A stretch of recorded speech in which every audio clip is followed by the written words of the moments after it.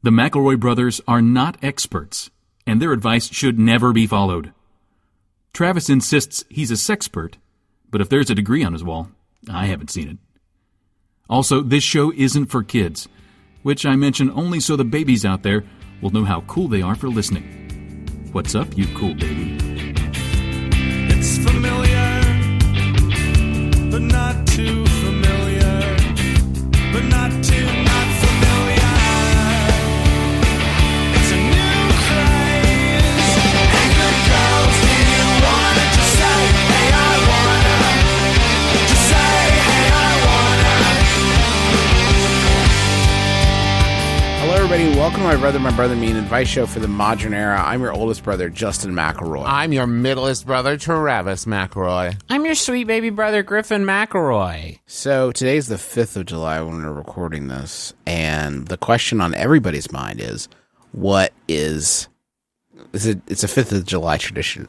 What is the most beautiful firework that you saw yesterday? I love sitting around a circle with you boys and talking about all the great fireworks we saw and talking about our favorite ones. It's a favorite family tradition of mine, too. Yeah, every year. Every year. And honestly, probably the audience is sick of hearing about it because every 5th of July episode for the last 8 years we've done this. Yeah, so I got my list like I do every year. I got it in my Excel spreadsheet, and I saw 10 sparkly white ones. Nice. I saw 3 big blue ones. I saw...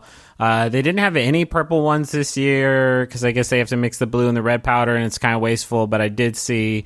Did I just say the red ones? I saw like 14 red ones. And Dang. yeah, It was a good show. They had like a whole red period going, and then they did one SpongeBob one. Whoa. Yeah, they did. Griffin, did you see any of those where it kind of spreads out and you think, oh, that's done, but then little fireworks fire off from the ends of the one that just spread out, and it's like 2 fireworks in one? The double I saw only one of those because, again, times were pretty tight. But then, of course, at the very end of the show, I have here in my notes, it says they really just busted a nut up there and just really went wild. I tried to count them all. I was like, there's a red, there's a white sparkle, there's a blue, damn.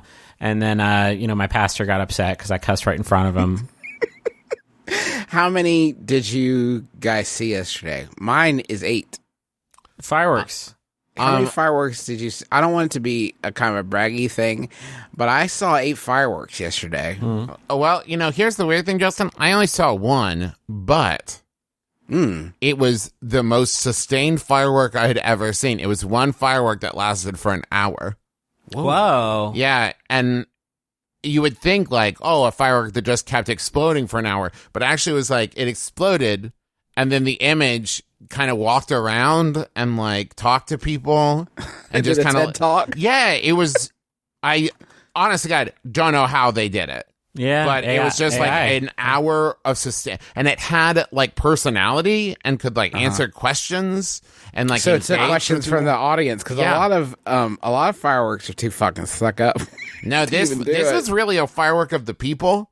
And by the end of it, we were like, oh, okay, that's a firework I could have a beer with. You know what I mean? Yeah. Like, it was great. I had a similar one with the SpongeBob one I saw it from the front, and it was him, waving hi. But apparently, I heard some reports from folks in the neighboring neighborhood that when you looked at that firework from the backside, his butt was hanging out as a prank, I guess. Okay. Yeah, so the fireworks people got sued by the city for $100, and I'm worried about them. But Juice, I'm glad you asked. I saw about 32 fireworks at the show, and then I still wanted more fireworks, and so I came home and I sat down in my thinking chair, just sort of my imagination station, and I closed my eyes and pushed up on my eyeballs. You know how you can do that? You push up on your eyeballs, and then I made like more fireworks in my what I saw there in the darkness. Mm-hmm. You ever do that? It's fun, and you can pretend that it's. I did that one time too hard and pushed my eyeball back into my brain for a little bit. Yeah. But that's where all the best fireworks are. But don't do it at home. We should say pretty clearly, don't do it. But you can make pretend that there's a little fireworks guy in there shooting off his own Did stuff. I tell you guys about my favorite firework I saw last year? What was your favorite one last year? It was a big Calvin, and he was peeing, and they had positioned it so he was right above a Ford truck dealership. Oh, So it that's looked like- awesome. And it was great because it looked like he was peeing on the Ford truck dealership, and his piss set it on fire, and the whole thing burned down. Oh, badass. Yeah, it was amazing. So sweet, dude. But it was Wow. heavily insured. So, like, in fact, I think they might have even done it themselves. It might have been arson. Now that I'm thinking about it, it Yeah. might have been firework related arson. I need to go talk to some people. Can I ask a question? Uh-huh. Why does Bill Watterson hate the Ford brand as much as he does? Well, it did him wrong. Done him dirty. He bought a bad. He's a Chevy man. I guess Well, so. but he didn't used to be. He used to be a Ford man. He bought a Ford truck, and he got it home, and he looked in the back, and it was full of snakes. People always say Bill Watterson's in hiding, but for me, it's like if I was making as much fucking coin as this dude must be off of Calvin peeing stickers, living it. I wouldn't be working either. I'd be cashing the checks and thinking of like call my assistant, like I got a new one. Think about this. Sure. You ready? Instagram. It's just an Instagram logo with Calvin peeing on it. He's like, anyway, talk to you next quarter. Here's the Sell thing, that. Justin. Everyone thinks that Bill Watterson is just like a recluse and in hiding, but actually, it's just that his Ford truck is so unreliable, he can't drive it into town. And he's like, fuck, I wish I could go cash these checks, but I can't get to the bank because my Ford truck won't start. Fuck Love his it all. truck. This Bill Watterson today tragically found buried in checks. He couldn't cash. So many. Because it was unreliable. If only I could get into town. God, I need to express my hatred of Ford in some way. He can't even buy a new car. Because Can't he deposit? Yeah. Yeah, his Ford car won't. His Ford truck won't start, so he can't get to the place where you buy a new one. So the only way he can communicate the displeasure he has about the car that he's been saddled with is by making more of these hilarious stickers. And you know what? Every day he's just on his knees praying that someone will come and pick him up and take him to the bank so he can deposit. He just gets down in front of the cross and he prays that he can go deposit his checks so he can buy a Chevy or a Dodge. I know what you're thinking. Can't he just write a note that says, please come rescue me? But the answer is his publisher only wants Calvin stickers. Yeah. So that's the only way he can communicate. There was one time where he tried to draw like Calvin peeing on a note that said, please come rescue me. But the Yeah. publisher saw right through that. Yeah. Do y'all ever hear the story about how Charles Schultz, who loves Coca-Cola so much, did one of Charlie Brown taking a dump on the Pepsi logo? And then he took a really hard look at it, and he was like, I can't let anybody know about this. And he threw it in the garbage, but I found it. So if you're wondering why Griffin has a signed plaque at the Smithsonian thanking him for his generosity. Gosh, And it's right next to that Charles Schultz piece. I begs the question, is there a brand you two boys hate so much that you want to put a sticker of a child using the bathroom on your car of it? Because I got some brands I'm not a big fan of, and I'm hard pressed to think of one. I think it'd be really fun, and I don't know one off the top of my head, but to find like a brand of like toilets. Yes. And use that brand, because then it's like, well, does he hate it or is he endorsing it? Huh. That's fucked up if it's just him using a toilet on your truck, right? That's no good. Okay. That would be Yeah, that's weird. that would be messed up if the brand that you chose was American Standard, because then it's Calvin peeing. You're going to raise some eyebrows, I think, with this bad boy, because you're going to get Calvin peeing on the words American Standard, and I think a lot of people are going to have some issues with that. They'd like to discuss with you in private. At this point, is that logo so recognizable that you could have Calvin peeing on Calvin peeing on Calvin peeing, and like just kind of that's a great. circle of them peeing on each other, and then you're like, wait, does he hate the brand? No, Of it's Calvin about peeing? It's about the futility of anger. It's about the futility of like vindictiveness, because we're all peeing on somebody, and we're all getting yes. peed on by somebody. So that's great, Trav. Yeah, it's pee all the way down if you think about it. Sure, it's all piss. It's all I really piss. I don't want to. I mean, the only company I don't think I'm mad enough at any AOL I was very mad at, but that's just a husk, right? That's not it's anything not to get good. worked up about anymore. I would do Bush's beans because it's like, tell us already. Griffin, that dog just died this week. What? I didn't want to use the podcast. Are you fucking kidding me? I didn't want to tell you this on the podcast, but the Bush baked bean dog died this week. That stinks. That's not a good energy to bring to this show, Justin. But you know what? I think the thing that he would want most is for people to keep talking about him. You're right. You're helping to keep his legacy going. Let's celebrate his life here and get to our first question. Do you think like right before, like as his soul was going into its great eternal reward, he was just like, a bit of mayonnaise. And he just like slipped away. He yelled it back across the Rainbow Bridge and flipped a bird to the mean Bush's man. God, I hate that guy. Can we do a question, though, instead of talking about a dog that passed away more? I do want to talk about the Bush's Baked Bean Man, though. I will say this, and then I'm going to let him off the hook. If you watch these commercials lately, this dude has gone through a transformation in recent years. And I just saw an ad, and I barely recognized this cat. You guys know what the Bush's Baked Beans Man looks like, correct? Yeah. We're all agreed on this. Okay. I'm going to send you his new look. And if you're at home, just like Google image Bush's Baked Bean Man, and you're going to find this pic. This is what this cat looks like now. We've got shaved head, full salt and pepper beard. Wow, he looks awesome. He vest, does. cool jeans. He looks radical. And I think that he like got so tired of the only people talk about is like asking about beans. He just want to get his look extremely on He point. looks fucking great. He's got that looks good really bean good. living right there. Yeah. He's got a beard that I think even Travis would be like, nice beard. That is a great Now, beard. Is this a beard that I want to see eat baked beans all the time? Not really. No, that's the opposite. No, it's- yeah. He's not getting high on his own supply, Justin. Are you kidding me? Fucking kidding me? You think he just sits in his office tearing into his own beans? Can't get jacked on beans again. No. right. Yeah. He's got to get the product out there. I'm just saying he used to dress like he like Like a real fucking dweeb. I wanted like to a pants dweeb. him every Thank time he you. came Like on a dweeb. TV. Yeah, like a dweeb.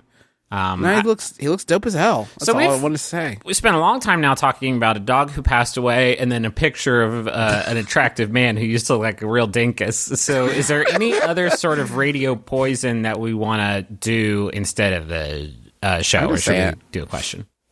Yeah, that's fine. He looks good. He looks good. I don't regret it. He looks good. Oh, you're going to bring it back up again? Yeah, it feels a little bit like they're trying to give Bush's Baked Beans sort of a hipster handmade feel, but this may just be this dude's style. I don't know. Get at me if you're a listener. Bush's Baked Beans, man. I want to look cool to the people waiting online while I'm riding on a roller coaster. Any tips for how to seem cool or not scared after I get on the ride? That's pretty. That's from Zach. I think that if you can talk about as the ride is pulling out of the station about how your dad built the ride, and so you know all the twists and turns that are coming up, and the ride's twists and turns and corkscrews and spins are just second nature to you. I grew up on this ride. This ride, molded me from the clay, and I won't be scared by it. If I scream, it'll be because I just want everybody else to get hyped up. Because I love my dad so much. Because I love my dad very much, and I want people to know how much I love his work. My handprints are in the base of the column on the world's tallest loop that I'm not scared of. Not scared of it. Maybe like when the attendant comes by to like do the lap bar and belt, you just say, no, thank you. No. And really That's like double great, down on Travis. that. They will make you. And But then it is important. then when they try to make you say, what, and like make a big sink and then get off the ride and leave and like, I have never had to deal with this. Yeah. And They then it's always like, let me ride without yeah. getting And then strapped you're like, in. wow, that guy is so cool and unafraid. He didn't even need the lap bar. And then when they tried to make him, he was so opposed to safety, he left. Something like this maybe, but you put your 3-year-old son on your lap. And you say like, he's a lap kid, whatever. We don't need a, this is for children. This is a baby ride. My son is, I love my beautiful son, and that's how unafraid I am of this ride. This that is my a dad baby built. coaster. This is That's a baby good. coaster for kids. Could you, as you're pull out, and you can do this no matter like what your like the situation is, riding solo, going with a duo, a squad, whatever. Pull out an engagement ring in a little box, and then right as the ride starts moving, kind of lose your balance and kind of fumble with it and throw it back into the crowd as it pulls away and be like, no! And that's not going to make you seem brave or cool, but it is going to distract them so much that they're not really going to be thinking about how brave and cool you are.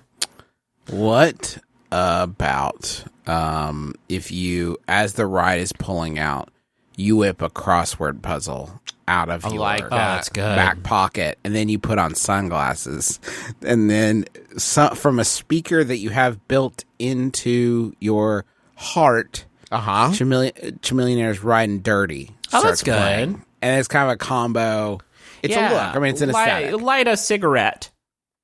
Mm-hmm. For Maybe the ride. when the ride's about to start, you pull out your laptop and you ask the attendant what the Wi-Fi password is because you need to work on that's your good. screenplay. That's good. Yeah, that's very good. Pull out a big hot bag of spaghetti from your jacket and dump it into a plate that you have in your back, and just on your back, taped there like the gun in Die Hard.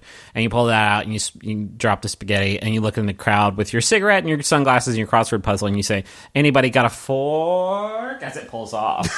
Oh, yeah, pretty good. I do like that. Maybe pull out like a pillow and a blankie and just like stretch out in the seat for a nap. And you're like, comfy. this is where I feel most safe. Just have a soldering iron and that you're warming up. And it's like, I just have some light soldering to do.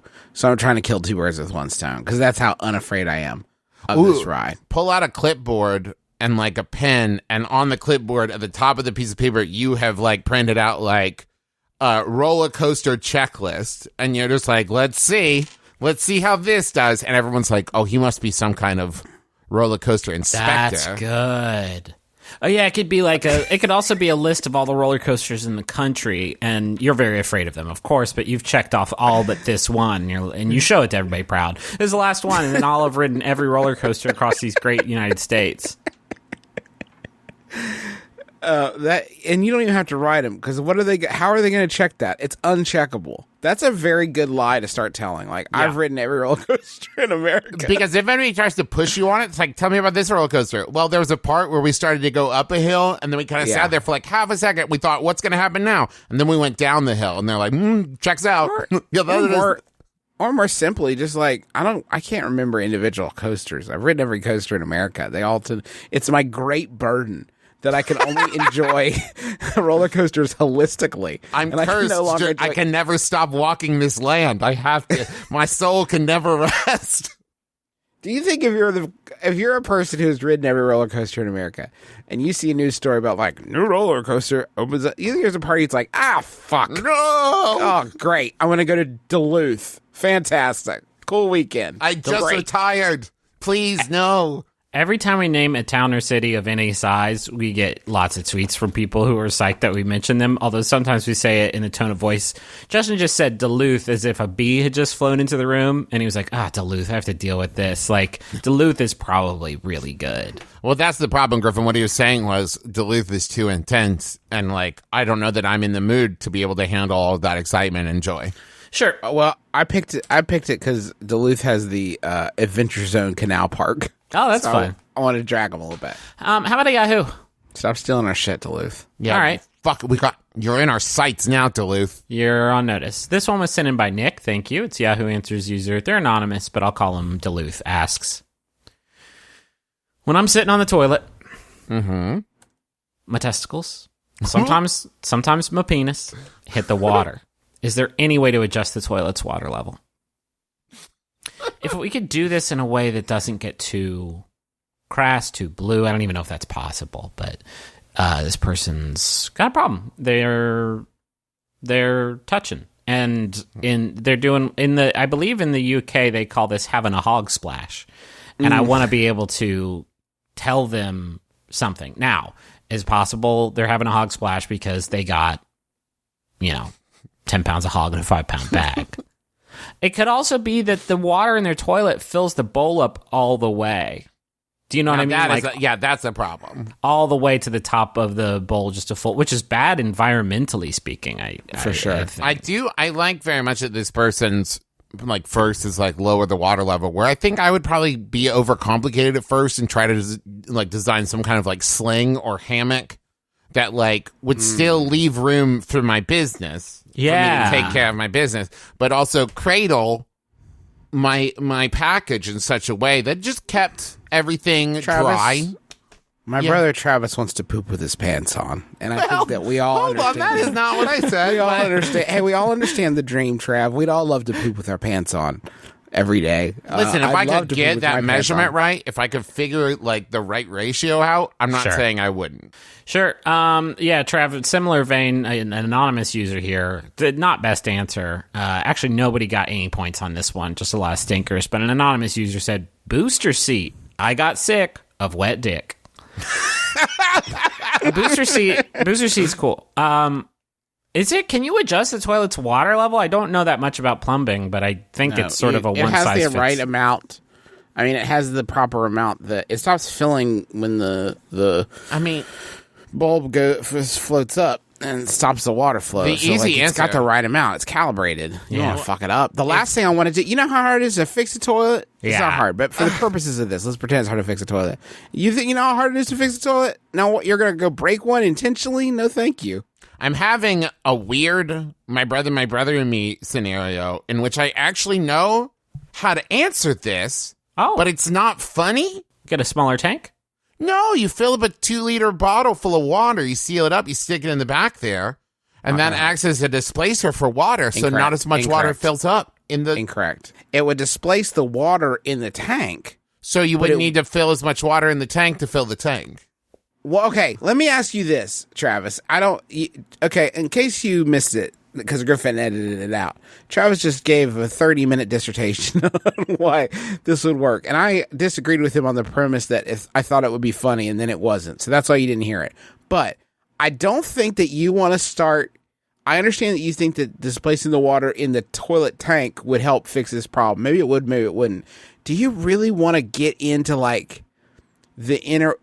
At some point, someone made a decision that this is how much water it needs to do the things that it does. And I don't want to be in a position where I'm playing Judge, Jury, and Executioner on water levels in my potty. I need it to have all the water at once. You know, I just feel like maybe we all just need bidets. I don't mind getting a little water on my business on my own terms. If we could all just never talk about our genitalia again. That would be so good for me. I don't know what I was so thinking, great including this for one. me. It's just, I think maybe I just wanted to say Hogsplash. I have a problem now that summer has begun. I frequently ride my bike up and down my street during the good weather for some class exercise. What? However, wait, hold on. What? What is class exercise? Maybe it means like class exercise. Classic? I don't know. Classic exercise? Some classic, good old-fashioned exercise. Okay, whatever. However, since it's nice and warm, an ice cream truck frequently visits my street, too. I've found that both of us, me and the ice cream truck man, travel in the same direction. When this happens, I turn around and head home, cutting my workout sesh a bit shorter than I'd like. I would try to pass the truck, but I don't have a stamina to maintain more than 5 to 7 miles per hour for my entire street, approximately 3.5 miles. What should I do in the circumstance when we meet again? That's from Gmail. Please don't ask us to do long division when we're trying to do our comedy show, please. I cannot even map this question out in my noggin. The problem is that this ice cream truck goes approximately the same speed, actually maybe a little bit slower than the bike. So when you meet up with them, it's one of those awkward situations where you can't get around them, they can't get around you, and now you're just like best friends with the ice cream truck, which doesn't seem that bad to me. Like, maybe what you do is you just roll with it, and you get them to lower the window. You do maybe a Grey Poupon joke to break the ice. Oh, yeah. And then you find out sort of what they're all about. And now all of a sudden you got ice cream truck drivers need friends too. You think that they don't because they have the coolest job on the block. But like, yeah, dude, fuck yeah. Especially if you could finally discover Trav, for me. let's really, I feel like Juice got it and loved it, but you didn't. You had the coolest job on the block, ice cream? What do you mean? There's someone on my block that has a snow cone truck. and it's always in the driveway, and it's been 100 fucking degrees, and every time I see it, I get so mad. Like, get out there. Do your job. What are ice cream trucks doing in like February? Are they like getting on like big cross transatlantic like ocean liners and going to where it's still hot? Are they like migrating? This week on my brother and me, Thrill, as the oldest brother, explained to his middle brother about seasonal businesses. It's Audio Poison says, What's the ice cream truck driver? What cider? What's ice cream truck driver doing the rest of the time? Selling hot chocolate? Yeah, true. Are you just... It sounds like... That's a good pretty cherry gig. A hot chocolate truck. Yeah, and in the spring he sells lukewarm apples. In the fall, it's all leaves. Pretty ones that he found. Not a lot of business. That's not a good time for business because people can like pick them up anywhere. They can get them anywhere, but he put them in a Ziploc bag. Like, okay, I guess this is... Get your pine cones! Don't walk around all day collecting your own pine cones. I'll give you a bushel full for $5. God damn, I wish it was hot. Fuck. Global warming can't come soon enough. Give it to me. Okay. First off, let's talk about a hot chocolate truck because Travis brought it up and now we have to live here for a second. What? It would be hard to drive around on icy streets, Justin. Yes, drive around icy streets full with a boiling hot liquid. Standing in lines is another one that you don't necessarily want to be doing in that sort of temperature. You don't want to stand in line. But the good news is there will be no demand, so you could probably roll up whatever. Why? Why when you're outside playing? Oh, I'm getting a little far. Oh, hey, it's the hot chocolate truck. You know what I mean? Like, I think you would do a lot of business. I'll tell you this, if it was an open sort of dumpster that they were hauling that was just chock-a-block full of this hot brown stuff, and then the smell was wafting through, and just there was a thick marshmallow layer floating on top, and you got that in the air too, I would do anything to... Man, you just couldn't... It would be a sort of speed situation, though, where you just couldn't brake, or else the cab would be destroyed. Drenched in that beautiful brown goo. Hey, listen, that's a good option for you, actually. If this truck was having to stop more for local kids, you could blow their doors. Yeah. Could you put some flyers around the neighborhood? Don't put any, like, logos on it, because Big Ice Cream will come for you. Just like a flyer that says, like, yum, ice cream, coming soon. And you know what I love about that, Justin? What you love about the first third of it? I don't know. Go on. Go ahead and tell me. I'll tell you in a second. I didn't have an outro. Okay. Thank you for saving me. It's mutually beneficial. Like, this isn't a cruel prank you're playing on the ice cream truck man. The ice cream truck man is going to do more business. Do more business. Yeah, right? We need more answers like this, where it's not like, oh, you're going to like fart in their face and run away. That it's like, here's this. How do you fix your problem and their problem? Because if they are maintaining a speed of 5 to 7 miles per hour, they are not selling their ice cream. That's right. They're yeah. I don't know much about ice cream trucks. They're wasting gasoline. It ain't a business on the go. They ain't chucking it like the paper boy. Listen, you guys, help me write. I want to hear your flyers for ice cream. And remember, no brand names, no logos. We're not going to jail for this. We're just trying to gin up some interest in an ice cream truck that's coming through soon. So what would your flyer for ice cream say? Love hot chocolate trucks, but miss them in the summer? Good news. Yes.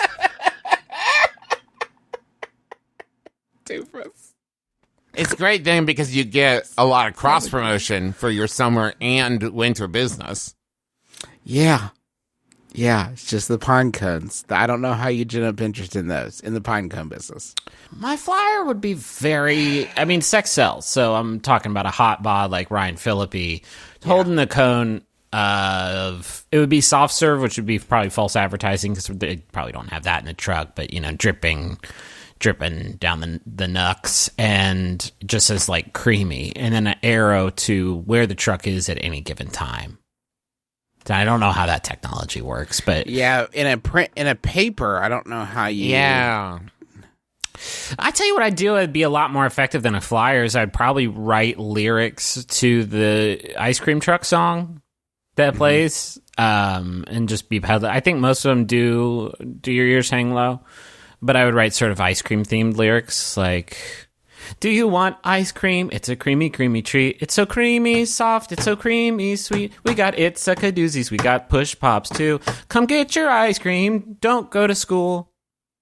Okay, well, all right. Come and get your ice cream. Eat it with your friends. When you eat ice cream, the cream never ends. Come and get all the ice cream that we have in our truck. You are gonna love it now. You're gonna love this truck. Okay. Okay, just kind of rough.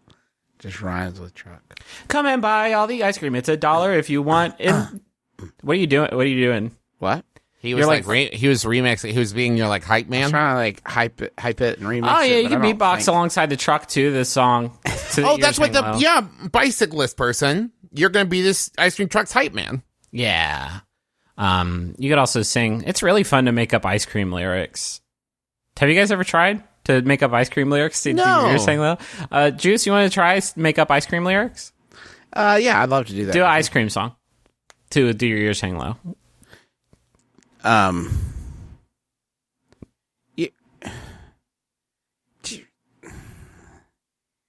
Do you want some cream? Yes, it's dreamy, screamy cream. In a chocolate flavor or vanilla bean or pistachio is good, but not as good as brown. Brown? That classic brown. ice cream flavor brown? Do you want ice cream? Before you even ask, yes, they do have brown, and it takes you to task. It's a tastiest flavor. It's a color, it is too. And come get your brown stuff. Come on, doodle doo. Do you have brown? Sorry, we're all sold out. No, It's the only one we mentioned by name in the ice cream song. Let's go to the money zone.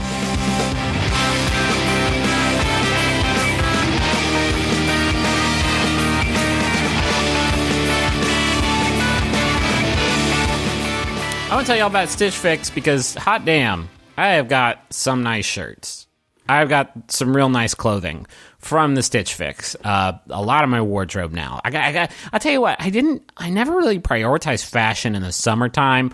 It was more of a fall, winter, early spring thing for me. You know, I like a long pant and like a nice button down, flannel or sweater, but I didn't really do it in the summertime. Stitch Fix has fixed my shit right up because they've given me the short sleeve shirts and really nice shorts and just good looks all year round. Just because a sense of style can be elusive for some doesn't mean it's impossible to attain. You can discover the style you never knew you had with a little help from Stitch Fix.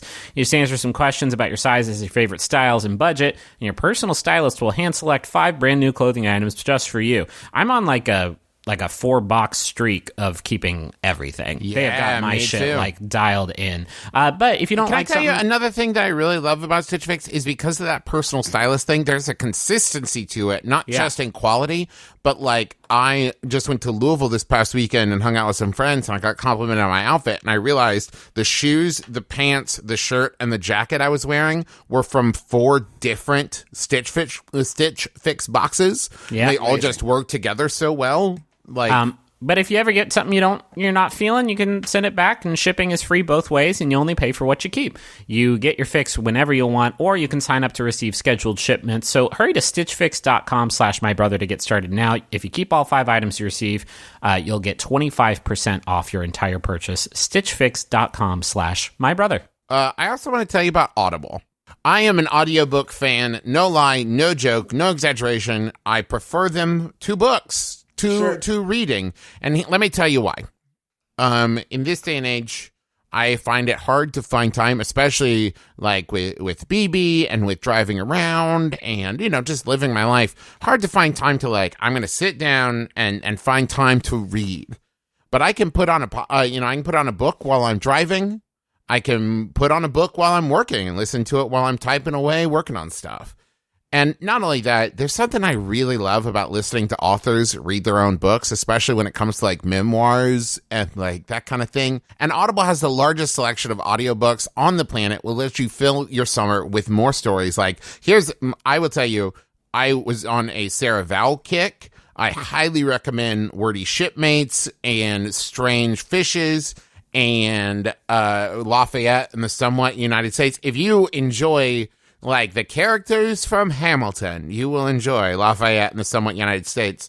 And plus, Sarah Vowell reads the book mostly herself, but also like the quotes and stuff are the parts, you might say, is done by like other performers. So like John Hodgman makes some appearances in there. John Slattery makes some appearances in there. It's really great. Speaking of John Hodgman, Vacationland is a really That's a really good one. audiobook. Do you guys have any that you are thoroughly I've been listening to Room to Dream, the new David Lynch memoir, which he wrote with a traditional memoirist, I guess. What did you say? And then he writes like the response to the traditional memoir chapter. And so it's like you hear a professional memoir person talk about the first years of David Lynch's life as a young boy, and then you hear about David Lynch tells you a long story about when he hit a dead cow with a pitchfork and hit himself in the head because it bounced right off for about 30 minutes. So it's fantastic.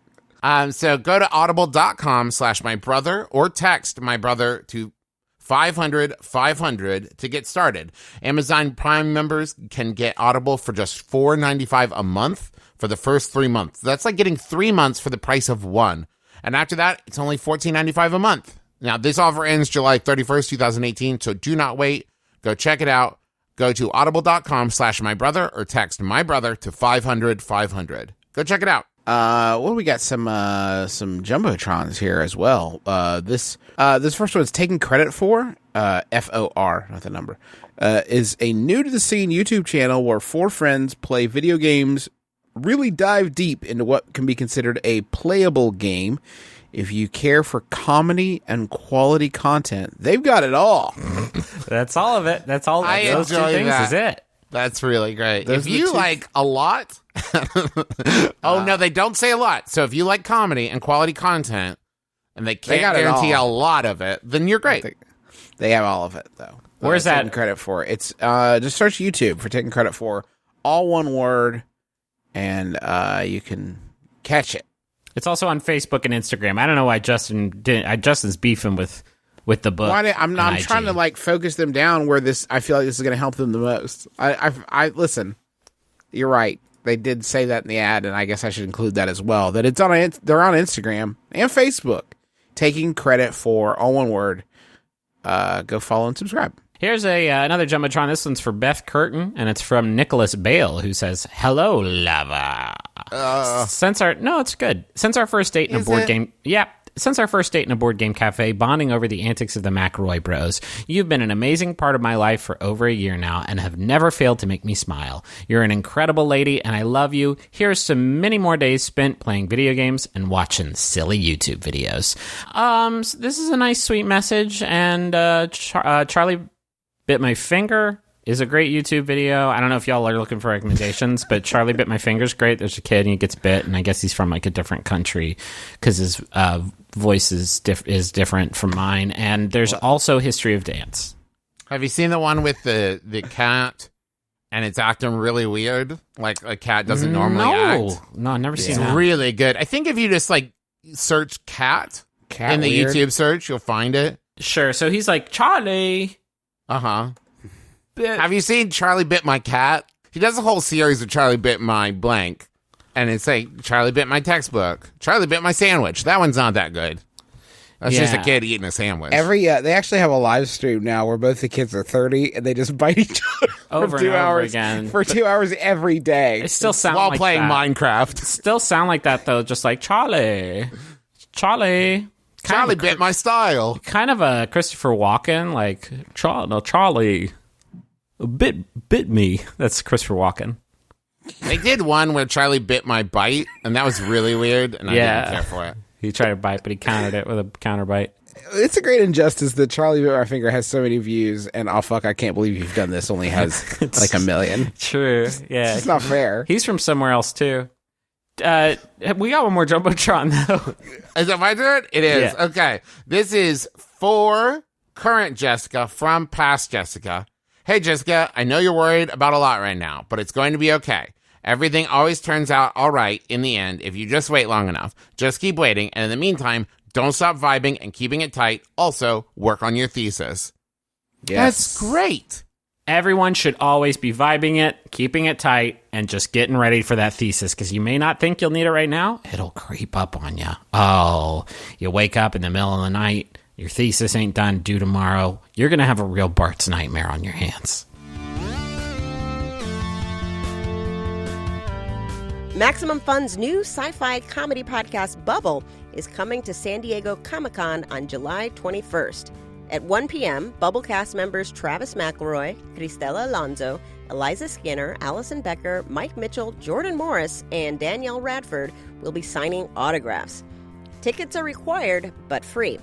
Then at 5 p.m., the cast will participate in a panel moderated by Jesse Thorne, held at the San Diego Central Library.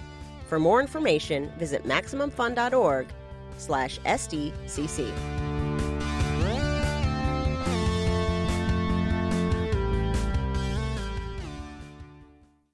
So we have an exciting treat right now. If you didn't listen to our Margaritaville premiere debacle, was that fair? Calamity. Debacle? Yeah. Calamity? Yeah.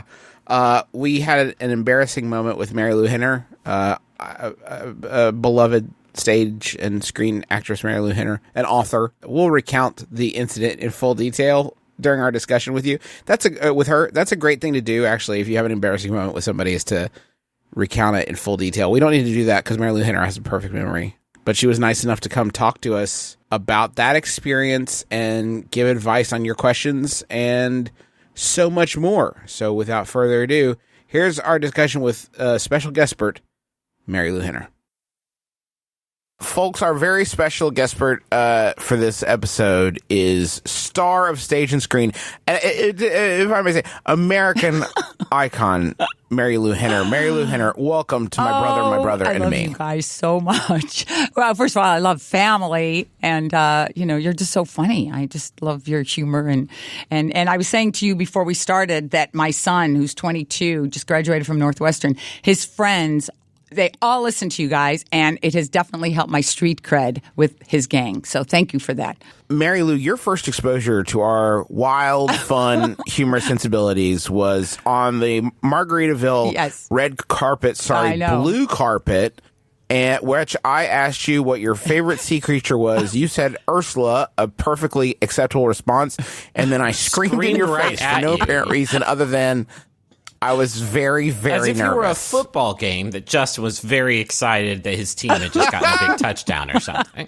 Well, thank you. I felt like, is that a funny response? I was being very serious. One question: what do you think the scariest sea creature is? Scariest. Ursula from Little Mermaid. Yes, that's a good answer. Good. Thank you, Ms. Henner. You crushed it. What I think you were seeing there was Justin, like a teapot, releasing some of his pressure of like being very nervous and you giving a very good answer. And so for Justin, it was just this moment of like steam escaping, like, yes! Like, No, well, it endeared you to me forever. The day we'd had, Al Roker screamed at us. The 60 Minutes guy screamed at us, just yelled at our face. It was a very difficult, challenging day for everybody. Well, come on. Red carpets are crazy. I mean, everybody's screaming at everybody, and you never know if you're in somebody else's shot or tape recorder or whatever, microphone. And so what happens is you feel like, I just said that answer. Did they hear it? Did they record it? Did they? Is that why they're calling me over? And nobody asked me about sea creatures, though, so you guys were original. So nice. Wait, no, hold on. Wait, nobody else? No. Nobody else asked you about sea creatures? No, they weren't clever. They ask the same stupid questions all the time. So you guys have to come to Getting the Band Back Together opening night, though. It's August 13th. We have to arrange that. You have to do that. Yeah, now that you've seen what we can do, Yes. like you gotta have us. Oh, my It's God. just- now that you've seen our raw talent on the red carpet. I know, and the show is very much like, about you guys. So, yeah. The show's about... Whoa. Okay. whoa, you wrote a show about yeah, us? you didn't even know. That's how fast I absorbed your, sensibilities. You brought up your show. Can you tell us about it real quick before we get into helping people? Sure. Yeah, we open August 13th at the Belasco Theater. It's called Getting the Band Back Together. It's about a guy who gets fired from Wall Street. He had this high school band. They won the Battle of the Bands in high school, He took off for Wall Street. He now has to come back, live with his mom. That's the part I'm playing.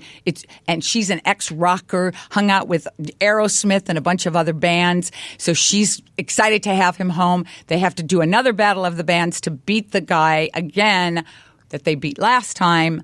So they have to get the band together. One of the guys is a dermatologist. One's a teacher. One's a cop. One has passed away. So they've got this 16-year-old phenom. And, so it's a battle of the... It's really fun. I thought you were going to say, so they've got a ghost. When you said one passed away, I thought, and then there's a ghost bringing up the back of the band.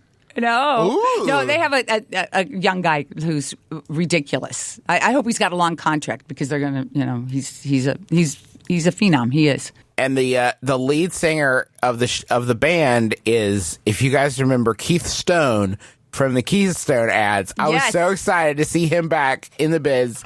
And also, Rock of Ages. He was in Rock of Ages. Oh, it was in Rock of Ages. Lonnie. I didn't realize that. He's so good. Mitch Jarvis.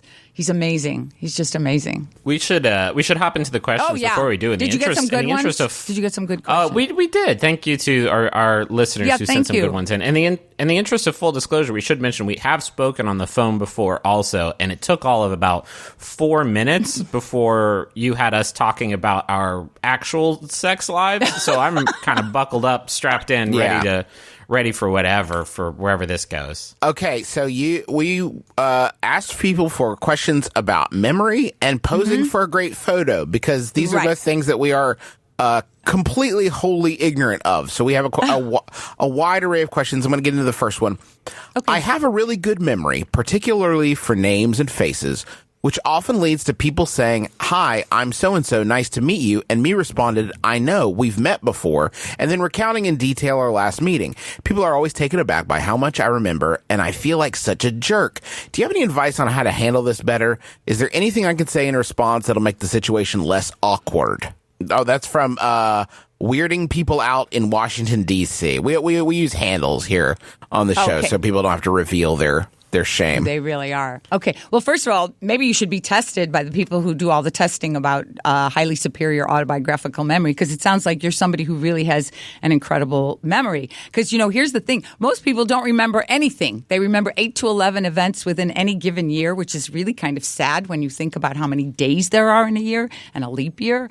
That feels like so many events to me. I can't remember 8 to 11 events a year.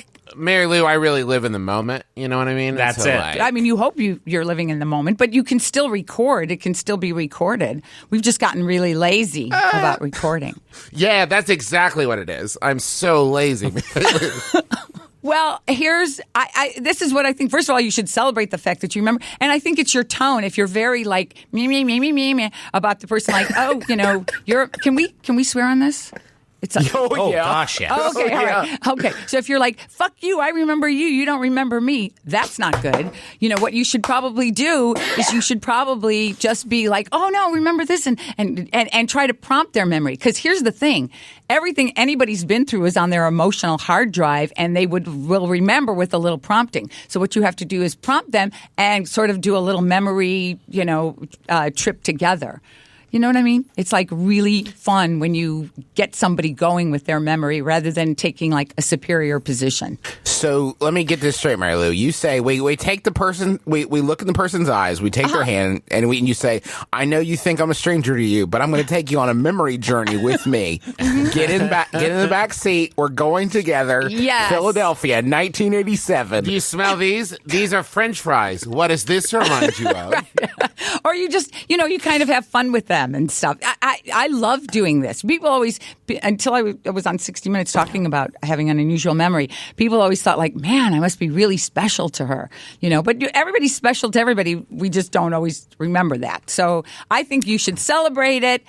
Get them involved in the remembering, and don't pick up on their, don't insult them, and then you won't pick up like you're being insulted. Do you know what I mean? Yeah, don't insult them is a pretty good general rule for other stuff too. I've found. Right. You mentioned getting tested for the like super autobiographical memory, and I was curious: is there a sort of Hogwarts-like procedure where if you find out that you do possess this superpower, you get to go to like a special academy and hang out with other like super memorable people. Well, there aren't that or many. is There aren't that many people who have it, and a few of us have only gotten together once. But it's funny you say Hogwarts because people And are you saying, remember every second of that meeting. Yeah, the most remembered meeting ever. yeah, it's fun. If it's something you're born with, you sort of celebrate it anyway. But it's not like you go to Hogwarts. It's just that they do wire you, put you through an MRI, and take 300 measurements of your brain, and they also put you. They see how the neural pathways fire up, and it's pretty crazy. You feel, and then when you see the MRIs, they're pretty nuts. That's actually what the Sorting Hat is doing. It is actually That's the good point. giving you an MRI. Yeah. I have a question for you. Sure. And if you can't answer this, I understand. But once your memory thing became public and came to light, how often have you been approached by intelligence organizations trying to recruit you as a spy? Has that happened? Have you done any spying for America? No, I wish somebody would use okay. that part of my brain, but they have me memorizing lines instead and singing songs. Yeah. It's like, You definitely couldn't tell us even if you were. Yeah, that's definitely the answer you would give, even if you were. Yeah.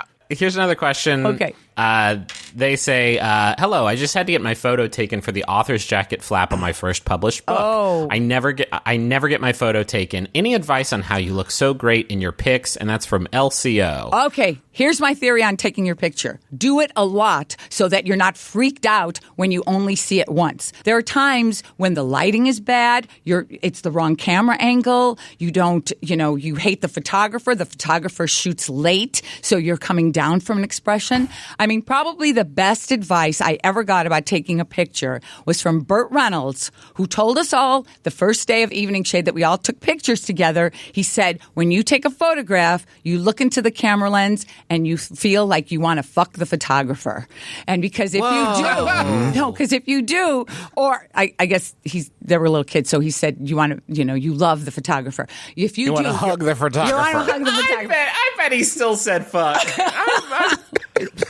Well, he did kind of. But it's like your eyes soften. You look like, your face is relaxed. You feel like you're playing to the camera. So it really is important every time you look at the photographer and you feel like, I want you. How often do you get your photo taken, Marilu? Oh. Like how many times a day should we do this? Probably yesterday, at least 50, 60 times. Wow. Oh my God, I'm so far behind. You know what you have to do? You have to do it a lot. And here's the thing. Think of like the middle of the photograph as something that you turn into. So if you're on the outside, let's say you're on the right side of the frame, the camera, the camera's pointing at you and and your right hand is, you're on the far right of that photograph. Camera left, but camera left, but, Okay, I got it. Right. I'm holding my camera up. You got it. All right. Always tilt your body sort of toward the center because that's going to be better than if you turn away. I learned that from going on The Tonight Show and things like that. You always cross the leg toward the host because that's the center, So I'm posing in Skype. Is it sort of like this and kind of across arms? Well, first of all, you're by yourself, so it's a little different. But also you should face the light. I don't know how to get another person here. I got my cat. Okay, I see. What you're doing. Okay. Yeah. Okay, so let's say, what you do is you sort of move toward the center. You angle your body toward the center, I guess, for me. What? But you can't see my biceps that I'm flexing there. If I turn, I lose the biceps. Holy is the No, problem. no. rad. Put your biceps like square off your biceps to the camera, but tilt your body. No, you're to the And I'm exact covering my opposite. face very low. This is good radio. I will say I feel very much like the listeners right now. I'm getting a wonderful audio experience. Here's my advice. Stop using filters because you're going to be so fooled by them. What you have to do is you have to just find the right kind of light and experiment with what your better side is, your better lighting is, and try to stay on the inside of the picture rather than the outside. The people further out are always going to look distorted. Just a follow-up vis-a-vis looking like you want to fuck the photographer.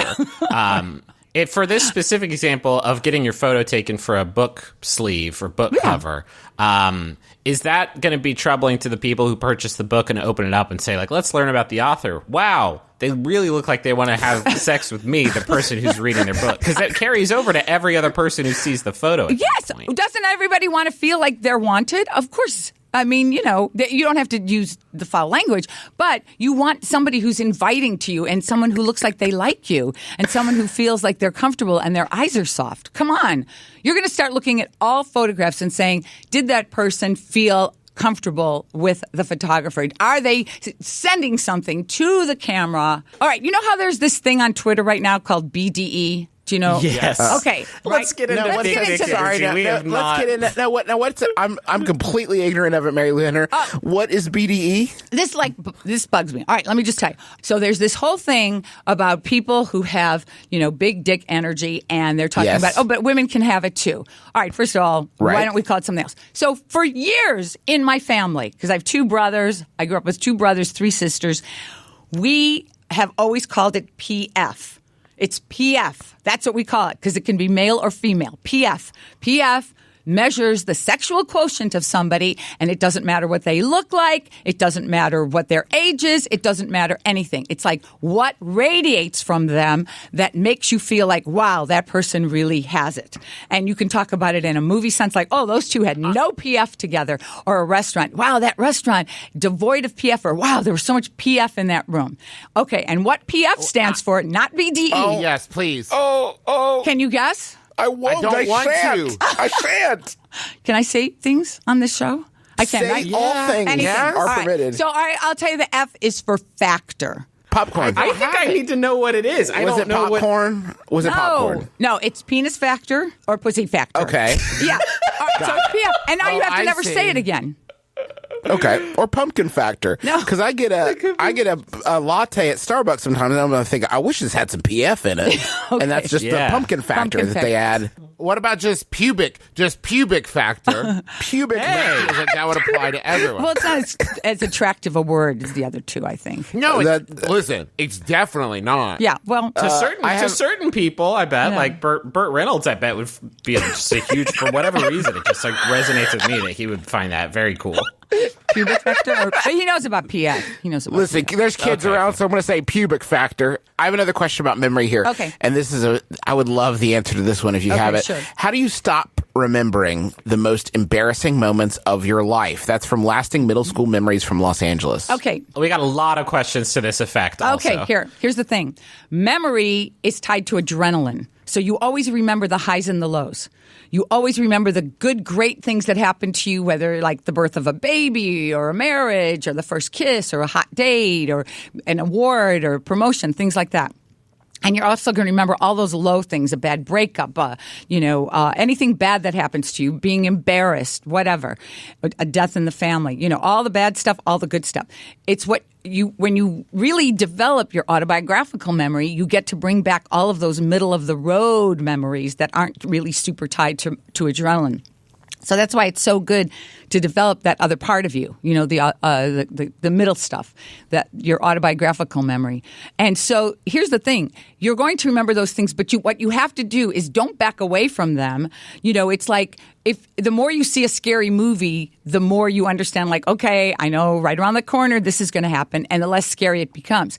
People like back off from those memories and they don't want to look at them. But ignoring them is like saying, hey, I'm reading this book, something bad happens to somebody in chapter 10, so I'm not going to read chapter 10. It really informs the rest of the book. Did you have to work on your memory, Marilu, or did you just realize whoa, I remember a lot more than most people? Well, at 6 years old, I used to fall asleep saying, okay, what did I do a year ago in kindergarten? What did I do when I was my little brother Lauren's age? And it was so easy for me that I just kind of had fun with it and would do time travel. And I still kind of do that with my life. If I'm having trouble falling asleep, I'll go through, where was I in my second marriage? I'm in my third marriage. Where was I in my second marriage on this very same day? Or what was I doing when I was exactly to the day as old as my son or, either of my sons? So, yeah, it was something that I had fun with. It wasn't like I had to work on it. Wait, if memory is tied to adrenaline, Marilu Henner, are you just jacked on adrenaline 24/7? Like anytime we see you, is that the deal? Are you just like Maybe. I don't know. pumping out? Are you like skydiving constantly? Sort of a Jason Statham crank scenario where you're just constantly stoked. Maybe. I mean, when I was a little girl, my mother took me to the doctor to say, her clothes keep breaking at the seams. What's going on? And he said, she just has a lot of energy, her energy field. She just, Her breaks up BDE clothes. is just BDE, off the yeah. charts. Yeah, right. I have a question here. Let's wrap up with this one. Andrew asked, and this may be not great, but Andrew asked, what happened on April 25th, 1983?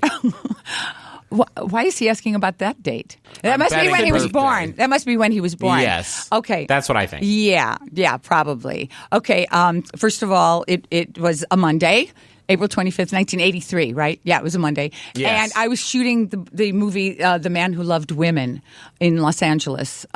Taxi had just ended, and I was doing my first project with Burt Reynolds. His name came up again. It was directed by Blake Edwards, and I played one of a group of women that was involved with him in the film. So that must be his birthday. Must be a special day. How about this one also? Because that one was a shorty. Juice, you have the question list up, right? Yes, I do. It was a Monday. Holy crap! Oh no, That's you can't stump me. amazing. No, I was on a radio show and they were trying to give tickets away, and after 22 calls, try to stump me, I'd say, just give away the damn tickets. My friends are going to be married and want me to officiate. Oh. Do you have advice for remembering a ceremony? That's for memorizing minister. So that's like a little harder, like groups of work, like a big chunk of text, which I guess is not unlike, a monologue or soliloquy or what have you. Yeah. Well, first of all, write it from the heart and write it in bullet points first so that you remember the really important points. And then when you write it all out, you'll have the connective tissue. And also, one of the easiest ways to remember anything is to concentrate on the verbs, because the verbs really tell the story. And so if you, lines or anything like that, it was always easy for me, but I always gave this advice to other people. Write it out in your handwriting. Danny DeVito did this all the time. You'd find his Louis lines all over the set, not because he needed to look at them, but because he would write them out and they would become part of him. He always felt like having them, putting them through his body and using his handwriting, they would become part of him. So write it out in your own handwriting. Don't just put it on, if you really want to remember, and concentrate mainly on the verbs. But maybe you should really give them my 3 theories of marriage. You want to hear them? Okay. All Yes, obviously. right, Yes. These are my 3 theories of marriage. The first one is marriage is like making waffles. You throw the first one out. Okay. But that's bad if All it's right. Okay. All 3 of us here are on our first marriages. Okay, Go well, on. Then you have something to look forward to. Okay. Number 2 is marriage is finding that special certain someone you just know you'd love to aggravate the rest of your life, because it's a little like you know what I mean? It's like you spar with that person when you have a really good marriage. And then the third theory of marriage, Saint-Exupéry wrote it, but I added something to it. The guy who wrote The Little Prince. So this is what he wrote. You'll have a happy marriage when you realize marriage isn't 2 people gazing longingly into each other's eyes, but rather looking out over the mountain in the same direction with their hands on each other's genitals. That's the part I added. Because I'm gonna guess. what? Yeah. Okay. I did gotta guess be that. vision and heat. Vision and Marilu heat. Henner is getting the band back together, which opens August 13th. Yeah, August 13th. At the Belasco. We start previewing, though, July 19th, and there are great ticket sales and everything else. Tickets are not only on sale, but they have great deals going on for previews, especially. And gettingthebandbacktogether.com, you can see that. There's great music videos and clips, and you should hear of the show. All the clips that I've seen have been very fun, and I hope I get to see it very soon. But Marilu Henner, thank you for joining us. We appreciate you being on the show. This was super fun. Thanks, Marilu. Bye. Bye, you guys. Thank you. Bye. Well, folks, that's going to do it for us. Thank you again to Marilu Henner, our friend and An amazing person. all around amazing person. Go see her show, Getting the Band Back Together. It opens August 13th, I believe, but you can get tickets now, and you should, because it has a great cast and a great. You can see music videos and stuff on the website, and I'm sure Marilu Henner is great in it. We haven't seen it, but I'm sure she is. So, I want to tell real quick. So the graphic novel is coming out in like oh my god, a week, I oh my think. god, Fuck me. everybody likes it. TheAdventureZoneComic.com. If you haven't pre-ordered it, you can pre-order it now. I wouldn't wait too much longer. So get that. And we're doing a book tour. So first, let me say, the Cincinnati show is, I believe, July 18th. And that's the one I think where we can still use some more people to come check that out. A fun way of putting it. Yeah. I like thinking about it like we're waiting for volunteers, and it's like we still need a few more people in that one. So if you want to come, the cost of the ticket also includes a book, a copy of the book, specifically our book, not just some general book. And we're going to have some surprise guests at the show to help us with a reading. So it's going to be super fun. It'll be like a Q&A reading style discussion, not like our traditional sort of live shows for the Adventure Zone, but mostly focused on the book. And you can get tickets for that at McElroyShows.com/tours. Also, so we are doing one of the book tour stops is at San Diego Comic-Con, and the venue that we got, because it's Comic-Con and we didn't have a ton of options, unfortunately, the venue we got to be able to get as many people in as possible is standing room only, which is admittedly a bummer. But what we've done is we've set apart, it's in kind of 3 sections, 3 different levels. The bottom level, the ground level that's closest to the stage is going to be designated as like a sitting area so people can sit on the ground if they so choose, if that would be more comfortable for them. So if you want to bring like something soft to sit on, do, but remember like it's first come, first serve, so we can't guarantee that everyone's going to be able to sit there. But we wanted to have at least some room. We would also say, like, if you're totally cool standing, then don't worry about it. Take one of the other 2 sections and leave room for people that need to sit. And we know that it's not ideal, but we really wanted to be able to get as many people in at San Diego as possible. So this is where we're at. So if you got tickets... It'll be nice. It'll be intimate. It'll be like a fucking Decemberist concert. You'll be like sitting there on the floor, just like how like kinky. And also, there is ADA seating.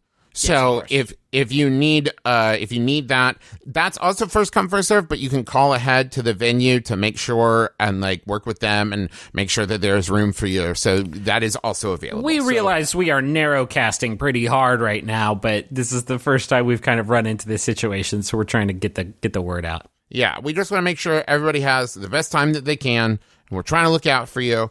And thank you for coming to the show. I should also say that. We really appreciate it. It's going to be super fun. The San Diego show, all of them are going to be fun. I'm really, really excited about it. Oh, and also along those same lines, we're also doing a bunch of different like book signing events at local places like here around Cincinnati, around Huntington, around Austin. Carrie is doing one up in New York. And you can find those 2 on McElroyShows.com/tours. Yeah, also, we are doing some live shows. MBMBaM tickets are still available in Orlando and Atlanta. That's all at McElroyShows.com/tours. And Trav's doing a bunch of con appearances also at SDCC and Gen Con and Dragon Con, a bunch of places. I'll post all the schedule for that all on McElroyShows.com too. And also, we got a merch store. If you've never been to it or haven't been to it lately, we're updating it. We got a monthly pin that we're sort of rotating in and out. The one for July. What is the one for July? It's the cool baby pin. It's the cool baby cute. pin. Very cute. It's very cool. So all of our stuff is at McElroyMerch.com, so go check that out. Thanks to Maximum Fun for having us on the network. You can go to MaximumFun.org and check out all the great shows there. Shows like Stop Podcasting Yourself and Switchblade Sisters and Story Break, all at MaximumFun.org. And if you want to see more stuff we do, it's at McElroyShows.com. The episode of Bubble that we are on just came out, episode 4, so you can check that out. That was very, very fun. And yeah, thanks to John Roderick and the Long Winters for the use of our theme song It's a Departure off the album Putting the Days to Bed, which is a good song, good album, good band, good time. Great oldies, this album. You want that final? Yeah, you know I do. So it's sent in by Tessa. Thanks, Tessa. It's Yahoo Answers user question mark. I'm going to call Chip asks, I don't think I've ever seen a toucan. My name is Justin McElroy. I'm Travis McElroy. I'm Griffin McElroy. This has been my brother and me. Kiss your dad square on the lips. Girls, do you wanna just say, hey,